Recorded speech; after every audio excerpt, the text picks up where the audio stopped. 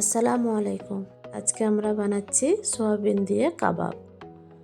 সোয়াবিনগুলো প্রথমে সিদ্ধ করে নিলাম, তারপর জান্না দিয়ে ঝেড়ে এগুলোকে পেস্ট করে নিলাম। তারপর একটা বাটি নিয়ে নিলাম, বাটির মধ্যে সোয়াবিন পেস্ট দিয়ে দিলাম। আগে থেকে সিদ্ধ করে রেখেছিলাম আলু, একটা আলু সিদ্ধ দিয়ে দিলাম। তারপরে দিয়ে দিলাম বিস্কুট গুঁড়ো, তারপরে দিলাম বেসন, তারপরে দিয়ে দিচ্ছি আদা রসুন পেস্ট, কিছু অল্প পরিমাণ কাসুরি মেথি, পেঁয়াজ কুচি,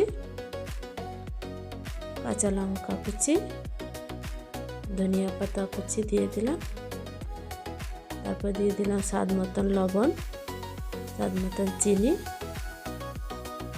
এরপর দিয়ে দিচ্ছি একটু অল্প পরিমাণে সয়া সস।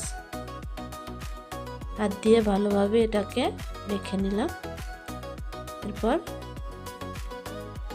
অল্প অল্প নিয়ে এটাকে একটা কাবাব শেপ দিয়ে দিলাম।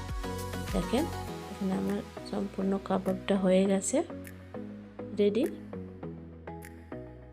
এটাকে এবার গ্যাসের মধ্যে একটা কড়াই বসিয়ে দিলাম, তেলটা গরম হয়ে গেছে। একটা একটা করে সম্পূর্ণ ভেজে নিচ্ছি। এখন ভাজা হয়ে গেছে। তারপর একটা মিশ্রণ তৈরি করে নেব। এখানে আমি সস নিয়েছি 2 চামচ মতন, 1 চামচ মতন চিলি সস দিলাম, অল্প পরিমাণে দিয়ে দিলাম সয়া সস। এটাকে 1 বাটি জল দিয়ে একটা মিশ্রণ তৈরি করে নিলাম। তারপরে একটা গ্যাসের মধ্যে ফ্রাইং প্যান বসিয়ে অল্প পরিমাণ তেল দিয়ে রসুন কুচি দিয়ে দিলাম। এটাকে ভালোভাবে নাড়াচাড়া করে নিয়ে তারপর সেই মিশ্রণটাকে এর মধ্যে দিয়ে দেব। দেখেন হয়ে গেছে, মিশ্রণটা দিয়ে দিলাম। মিশ্রণটা একটু নাড়াচাড়া করে নেব। নাড়াচাড়া করে নিয়ে এর মধ্যে স্বাদ মতন লবণ দিয়ে দেব।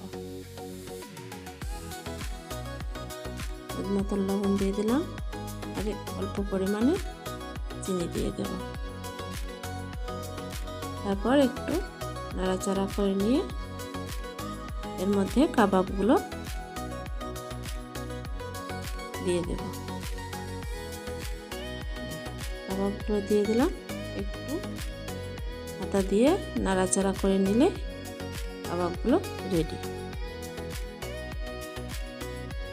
পরিবেশন করে দেখাচ্ছি। এটা কাবাবগুলো আমাদের হয়ে গেছে।